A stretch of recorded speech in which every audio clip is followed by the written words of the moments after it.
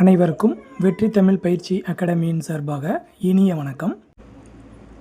இந்த வீடியோவில் நம்ம எதை பற்றி பார்க்க போகிறோம் அப்படின்னா 10th தமிழில் இலக்கணத்தில் இருக்கக்கூடிய அகப்பொருள் இலக்கணத்தை பற்றி தான் பார்க்க போகிறோம். இது ரொம்ப தேர்வுக்கு எதிர்பார்க்கக்கூடிய மிக முக்கியமான பகுதிங்க. ஸோ இந்த வீடியோவை கடைசி வரைக்கும் ஸ்கிப் பண்ணாமல் பாருங்கள். முதல் முறையாக நம்ம வீடியோவை பார்க்குறவங்க மறக்காமல் நம்மளுடைய சேனலை சப்ஸ்கிரைப் பண்ணி வச்சுக்கோங்க. அப்போ தான் நான் போடக்கூடிய வீடியோ எல்லாமே உங்களுக்கு வரும். தொடர்ந்து நம்மளுடைய சேனலை ஃபாலோ பண்ணுங்கள், உங்களுடைய நண்பர்களுக்கும் ஷேர் பண்ணுங்கள். மறக்காமல் நம்ம வீடியோவுக்கு லைக் பண்ணுங்கள், உங்களுடைய மேலான கருத்துக்களை கமெண்ட் பண்ணுங்கள். பாருங்கள், அகப்பொருள் இலக்கணம் ஆரம்ப காலகட்டத்தில் நம்ம அன்பின் ஐந்திணைகள் அப்படின்னு சொல்லுவோம். அன்பின் ஐந்திணைனா ஒன்றும் இல்லைங்க, அதாவது ஐவகை நிலங்கள் சொல்லுவோம் பார்த்தீங்களாங்க. குறிஞ்சி, முல்லை, மருதம், நெய்தல், பாலை, இதை தான் நம்ம அன்பின் ஐந்திணைகள் அப்படின்னு சொன்னோம். அதுக்கப்புறம் பார்த்தீங்க அப்படின்னா அகப்பொருள் இலக்கணம். அப்போ பொருள்னா என்ன, அதாவது நல்லா தெரிஞ்சுக்கோங்க. பொருள் அப்படின்றது ஒழுக்க முறை அப்படின்னு சொல்கிறோம். அதாவது நம்மளுடைய முன்னோர்கள், அதாவது நம்ம தமிழர்கள் முன்னாடி பழங்காலத்தில் வாழ்ந்த அந்த வாழ்வியலை அகம் புறம் அப்படின்னு 2 பிரிவாக பிரித்தாங்க. சரியாங்க. அகம் அப்படின்னா தலைவனும் தலைவியோடது, புறம் அப்படின்னா என்னதுங்க, அவங்க போர் புரிகிறது, அவங்கக்கிட்ட இருக்கக்கூடிய கோட்டைகளை பாதுகாக்கிறது, இல்லாட்டி அவங்க கோட்டையை என்னதுங்க பகைவரோடு போரிட்டு அவங்களோட கோட்டையை போய் தாக்குறது. ஸோ இந்த மாதிரி இருக்கிறதெல்லாம் புறப்பொருள் அப்படின்னு சொன்னோம். அப்போ இந்த இடத்துல பொருள்னால் என்னங்க சொன்னேன், ஒழுக்க முறை அப்படின்னு சொன்னேன். இந்த ஒழுக்கம், அதாவது நம்மளுடைய முன்னோர்கள் வாழ்ந்த வாழ்க்கையை அகம் புறம் அப்படின்னு 2ஆக பிரித்தாங்க.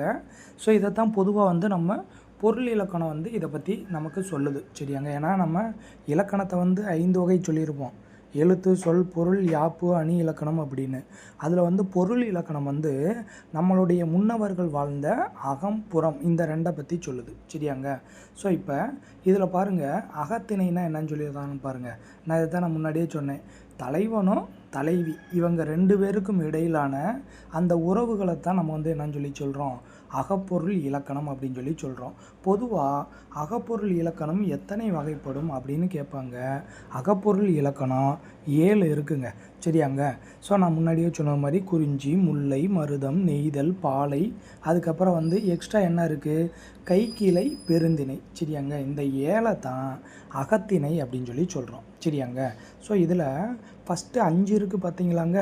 குறிஞ்சி, முல்லை, மருதம், நெய்தல், பாலை, இந்த 5ஐயும் தான் அன்பின் ஐந்திணை அப்படின்னு சொல்கிறோம். இதை நீங்கள் புரிஞ்சுக்கிறணும். சரியாங்க. நமக்கு வினா எப்படி வைப்பாங்க அப்படின்னா, இப்போ நீங்கள் டெட்டுக்கு படிக்கிறீங்கன்னா வினா எப்படி கேட்பாங்க அப்படின்னா, அன்பின் ஐந்திணையில் தவறாக இடம்பெற்றுள்ளது எது அப்படின்னு கேட்பாங்க. சரியாங்க. அப்போ உங்களுக்கு தெரியணும், அன்பின் ஐந்திணைனா ஐவகை நிலம்தான். சரிங்களா. அப்போ குறிஞ்சி, முல்லை, மருதம், நெய்தல், பாலை தான். இதில் என்ன கேட்பாங்க தெரியுமா, இதில் 3 தான் கொடுத்துட்டு 4வதாக கைக்கிளை அப்படி இல்லைன்னா பெருந்திணை ஏதாவது ஒன்றை கொடுப்பாங்க. ஸோ அப்போ அதிலே நீங்கள் தெரிஞ்சுக்கலாம். சரிங்களா. ஸோ அப்போ அகத்திணை அப்படின்றது மொத்தம் 7. அதில் ஃபஸ்ட்டு 5 இருக்கிறத அன்பின் ஐந்திணை அப்படின்னு சொல்கிறோம். அப்போ அகத்திணையில் 7ல் ரிமைனிங் மீதி 2 என்ன இருக்கும் அப்படின்னு பார்த்தீங்கன்னா கைக்கிளையும் பெருந்திணையும் இருக்கும். அவ்வளோதான். சரிங்களா. இதை மட்டும் நீங்கள் தெரிஞ்சுக்கிறணும். அடுத்ததாக பாருங்கள்.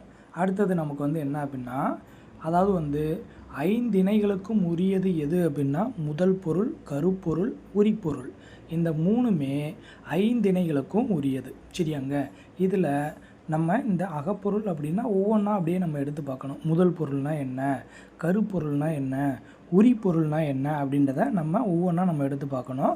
ஸோ இந்த வீடியோவில் நம்ம எதை மட்டும் பார்ப்போம் அப்படின்னா முதல் பொருளை மட்டும் நம்ம பார்ப்போம். முதல் பொருளில் என்ன சார் இருக்குது நீங்களே பாருங்கள். முதல் பொருளில் நிலமும் பொழுதும் முதல் பொருள் எனப்படும். சரிங்களா. ஸோ நிலமும் பொழுதும். சரிங்களா. அப்போ நிலம்னா என்னது சார், நமக்கு நல்லா தெரியும். நிலத்தை 5 வகையாக நம்ம பிரிக்கலாம். என்ன சொல்லலாம், குறிஞ்சி, முல்லை, மருதம், நெய்தல், பாலை அப்படின்னு 5 பிரிவாக நம்ம பிரிக்கலாம். சரியாங்க.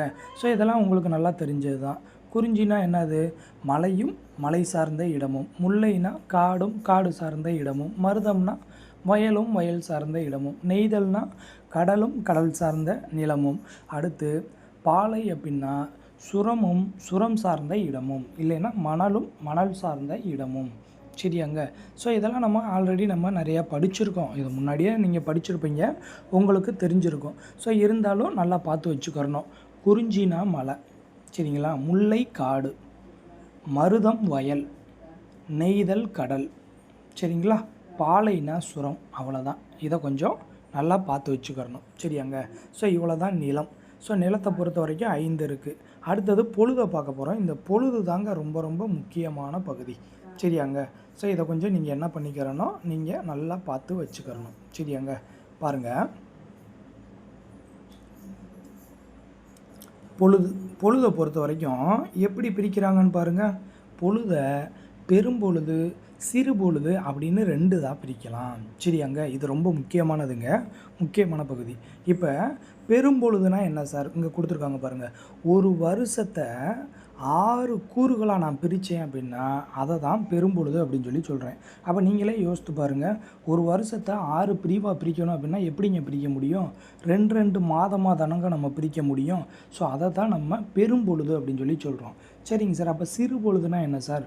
ஒரு நாளை நம்ம 6 பிரிவாக பிரித்தோம் அப்படின்னா அது சிறு பொழுது. அப்போ பெரும்பொழுதுனா ஒரு வருஷத்தை நான் 6 பிரிவாக பிரிக்கிறேன். சிறு பொழுதுனா ஒரு நாளை 6 பிரிவாக பிரிக்கிறேன். சரிங்களா? அவ்வளோதான். இப்போ பாருங்கள். ஸோ இந்த இது ரொம்ப முக்கியமானது. இதை தான் நமக்கு என்ன பண்ணுவாங்க, நமக்கு கேள்வியில் கேட்பாங்க. ஸோ அப்போ பெரும்பொழுது அப்படின்னா ஒரு வருஷத்தோட 6 கூறுகள் என்னென்ன கொடுத்துருக்காங்கன்னு பாருங்கள். கார்காலம், குளிர்காலம், முன்பனிக்காலம், பின்பனிக்காலம், இளவேனில் காலம், முதுவேனில் காலம். நான் இதை சிம்பிளாக சொல்கிறேன். காரில் குளிர் அடிச்சுக்குது. ஸோ முன்னாடியும் பின்னாடியும் இருக்கிறவங்க இளமையும் முதுமையும் உட்காருங்க அப்படின்னு சும்மா ஒரு ஷார்ட்கட்டாக ஞாபகம் வச்சுக்கிறது. காரில் குளிர் அடிக்கிறதுனால முன்னாடியும் பின்னாடியும் இளமையானாலும் முதுமையானாலும் உட்காருங்க அப்படின்னு ஞாபகம் வச்சுக்கிறணும். திரும்பவும் சொல்கிறேன். காரில் குளிர் அடிக்கிறதுனால முன்னாடியும் பின்னாடியும் இளமையானாலும் முதுமையானாலும் உட்காரணும். சரிங்களா? இதில் நீங்கள் எதை பார்த்து வச்சுக்கிறணும் அப்படின்னா பாருங்கள், இளவேனில் காலம். இங்கே தான் சித்திரை வைகாசி ஆரம்பிக்குது. சரிங்களா? இங்கே சித்திரை வைகாசி, அதுக்கு கீழே ஆனி ஆடி அப்படியே மேலே வந்துடுங்க. ஆவணி புரட்டாசி ஐப்பசி கார்த்திகை மார்கழி தை மாசி பங்குனி. ஸோ 2 மாதம். நீங்கள் எதை மட்டும் ஞாபகம் வச்சுக்கிறணும்? இளவேனில் காலம் அப்படின்னா சித்திரை வைகாசி. ஸோ அதிலேருந்து ஞாபகம் வச்சுக்கிட்டிங்கன்னா ரொம்ப சிம்பிளாக இதை ஞாபகம் வச்சுக்கலாம். ஸோ காரில் குளிர் அடிக்கிறதுனால முன்னாடியும் பின்னாடியும் இளமையானாலும் முதுமையானாலும் உட்காந்துக்கிறணும். இதில் இளமையான ஆளுக்கு தான் சித்திரை வைகாசி. அடுத்து முதுமையான ஆளுக்கு ஆனி ஆடி அப்படியே மேலேருந்து அப்படியே ரிமைனிங் வந்துடுங்க. அப்போ ஒரு வருஷத்தை நம்ம 6 கூறுகளாக பிரித்தோம். அடுத்தது பாருங்கள். அடுத்தது வந்து பாருங்கள், சிறு பொழுது. சிறு பொழுதுனா வந்து என்னது? ஒரு நாளை 6 பிரிவாக பிரிக்கிறது. சரியாங்க. பாருங்கள். அப்போ ஒரு நாளோட 6 கூறுகள் எவ்வாறு குறிப்பிடப்படும் அப்படின்னு உங்கள்கிட்ட கேட்பாங்க. அப்போ சிறு பொழுது. இந்த சிறு பொழுதுலாம் ஈஸி தாங்க. எடுத்தோடனே காலையில், அதுக்கப்புறம் நண்பகல், அதுக்கப்புறம் வந்து ஏற்பாடு, அதுக்கப்புறம் மாலை, அதுக்கப்புறம் யாமம், அதுக்கப்புறம் வந்து வைகறை அப்படின்னு சொல்லி சொல்கிறோம். சரியாங்க. ஸோ இதெல்லாம் நமக்கு நல்லா தெரியும். காலைக்கு அப்புறம் நமக்கு என்னதுங்க? நண்பகலுக்கு அப்புறம் எல்பாடு அப்படின்னா வந்து சூரியன் மறையக்கூடிய நேரங்க. அடுத்தது எல்பாடுக்கு அப்புறம் தான் நம்ம மாலைன்னு சொல்லணும். ஆக்சுவலாக நம்ம எல்லாருமே சாயங்காலம் 4 மணி ஆயிடுச்சாலே மாலைன்னு சொல்கிறோம். கிடையாதுங்க. ஸோ மாலை அப்படின்றது நமக்கு தமிழ் என்ன சொல்லுது அப்படின்னா 6 மணிலேருந்து 10 மணி வரைக்கும். அதுக்கப்புறம் யாமம், அதான் இப்போ கிராமத்து பக்கம்லாம் பார்த்தீங்க அப்படின்னா ஒரு 8 மணிக்கு மேலே நம்ம சாப்பிட போகிறோம்னா, ஆமாம் நடுச்சாமத்துக்கு வா சாப்பிட்றதுக்கு அப்படின்ட்டுவாங்க. அப்போ யாமம் அப்படின்னா 10 to 2. சரிங்களா? அதுக்கடுத்து வைகறை பொழுதில் துயில் எழுந்து படிக்கணும் அப்படின்னு கூட சொல்லுவாங்க. 2 to 6. சரியாங்க. ஸோ அப்போ பாருங்கள், காலை அப்படின்னா, ஏன்னா நான் ஒரு நாள்னு சொல்லியிருக்கேன். ஒரு நாள் அப்படின்னா 24 மணி நேரம். அதை 4 மணி நேரமாக பிரித்தோம்னா தான் 6 கூறுகளாக வர முடியும். பாருங்கள், காலையில் 6 மணிலேருந்து 10 மணி வரைக்கும் காலை.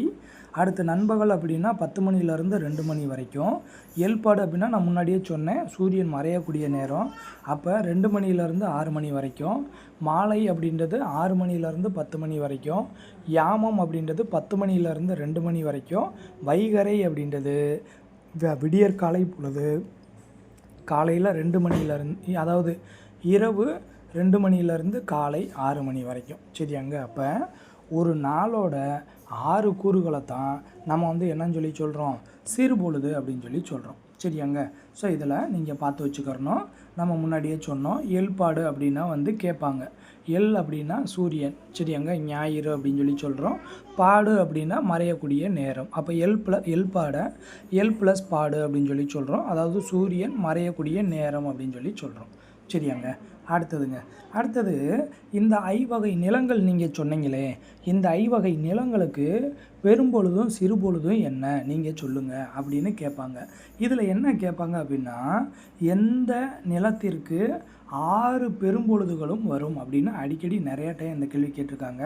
மருதத்துக்கும் நெய்தலுக்கும். சரியாங்க. ஸோ இதை நம்ம முழுமையாக பார்த்துருவோம். கொஞ்சம் நல்லா பார்த்து வச்சுக்கோங்க.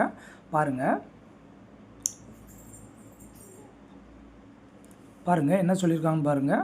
நான் வந்து திணைகள் குறிஞ்சி, முல்லை, மருதம், நெய்தல், பாலை இருக்குங்க. சரிங்களா. ஸோ பெரும்பொழுது இந்த பக்கம் சிறும்பொழுதுன்னு பிரிக்கிறாங்க. இப்போ பெரும்பொழுது பாருங்கள், குறிஞ்சினா வந்து என்னதுங்க, மலைப்பகுதி. சரியாங்க. அப்போ மலையில் நல்ல குளிர் இருக்குமாங்க. ஸோ முன்னாடி அடிக்கிற குளிரை தாங்க முடியாது அப்படின்னு ஞாபகம் வச்சுக்கோங்க. ஸோ அப்போ குளிர்காலமும் முன்பனி காலமும். சிறுபொழுதில் யாமம் அப்படின்னா அங்கே எத்தனை மணிங்க பார்த்தோம், நைட்டு, அதாவது மாலையில் 6 மணிலேருந்து 10 மணி வரைக்கும் என்னதுங்க யாமம் அப்படின்னு சொல்லி சொன்னோம். ஞாபகம் வச்சுக்கோங்க. அப்போ குறிஞ்சினா யாமம். அப்போ முல்லை காரில் மாலையில் தான் வீட்டுக்கு வருவா அப்படின்னு ஞாபகம் வச்சுக்கிறணும். முல்லை காரில் வர்றா, சாயங்காலம் தான் வீட்டுக்கு வருவா அப்படின்னு ஞாபகம் வச்சுக்கிறணும். அப்போ முல்லை கார்காலம். அடுத்து சிறுபொழுது அப்படின்னா எப்படி கேட்பாங்கன்னு தெரியுங்களா, முல்லை நிலத்திற்குரிய சிறுபொழுது எது அப்படின்னு உங்ககிட்ட கேட்பாங்க. அப்போ மாலை. உங்களுக்கு நான் சொன்ன ஷார்ட்கட்டு ஞாபகம் இருக்கணும். முல்லை காரில் மாலையில் வருவா, அப்போ காருனா கார் காலம், அப்போ அது பெரும்பொழுது. மாலையில் வருவா அப்படின்னா மாலைனா சிறுபொழுது. அடுத்தது மருதம் வந்து 6 பெரும்பொழுதும் வரும். நெய்தலுக்கு 6 பெரும்பொழுதும் வரும். ஸோ மருதம் அப்படின்றது வைகரைனா வைகரையில் எந்திரிச்சு தான் படிப்பான் அப்படின்னு ஞாபகம் வச்சுக்கிறணும். சரியாங்க. ஏன்னா வைகரைனா காலையில் 2 மணிலேருந்து 6 மணி வரைக்கும். ஸோ வைகரையில் எழுந்து தான் படிப்பான் அப்படின்னு ஞாபகம் வச்சுக்கிறணும். அடுத்து நெய்தல் அப்படின்னா எல்பாடுனா சூரியன் மறையக்கூடிய நேரமாங்க. சூரியன் மறையக்கூடிய நேரம் நமக்கு தெரிய ஆரம்பிச்சிருச்சுன்னா கடலை விட்டு வெளியே வந்துடணும் அப்படின்னு ஞாபகம் வச்சுக்கிறேன். ஏன்னா நெய்தல்னால் கடலும் கடல் சார்ந்த பகுதி. ஸோ அப்போ ஈஸியாக ஞாபகம் வச்சுக்கோங்க. அப்போ எல்பாடு. அடுத்ததுங்க பாலை அப்படின்னா நான் வந்து பால் அப்படின்னு ஞாபகம் வச்சுக்கிட்டேன். ஸோ இளமைக்கும் முதுமைக்கும் பிற்காலத்துக்கும் நமக்கு பால் தேவைப்படும் அப்படின்னு. ஸோ இளமை காலத்துலேயும் முதுமை காலத்துலேயும் பிற்காலத்துலேயும் பால் தான். அப்போ பாலை அப்படின்னா இளவேனில், முதுவேனில், பின்பனி காலம். சரிங்களா. ஸோ இது பெரும்பொழுது. ஸோ இதோட சிறுபொழுது எது அப்படின்னா நண்பகல். ஏன்னா நண்பகல்னால் நல்லா வெயில் அடிக்கக்கூடிய நேரம். சும்மாவே பாலை நிலத்தில் போய் நிற்க முடியாது. ஸோ நண்பகலில் நம்ம போய் நிற்க முடியுமாங்க, கண்டிப்பாக நிற்கவே முடியாது. அப்போ பாலை அப்படின்றது பாலை நிலத்திற்குரிய சிறுபொழுது எது அப்படின்னாங்கன்னா நண்பகல் அப்படின்னு ஞாபகம் வச்சுக்கோங்க. அவ்வளோதாங்க இந்த பகுதி. சரியாங்க. ஸோ அப்போ பெரும்பொழுதுனா என்ன, சிறுபொழுதுனா என்ன, ஒவ்வொரு நிலத்திற்குரிய பெரும்பொழுது என்ன, சிறுபொழுது என்னன்றதை நம்ம பார்த்தோம். தொடர்ந்து நம்மளுடைய சேனலை ஃபாலோ பண்ணுங்கள். உங்களுடைய நண்பர்களுக்கும் ஃபார்வர்ட் பண்ணுங்கள். கண்டிப்பாக உங்களுடைய வெற்றிக்கு என்றும் வெற்றி தமிழ் பயிற்சி அகாடமி உறுதுணையாக இருக்கும். அனைவருக்கும் மிக்க நன்றி.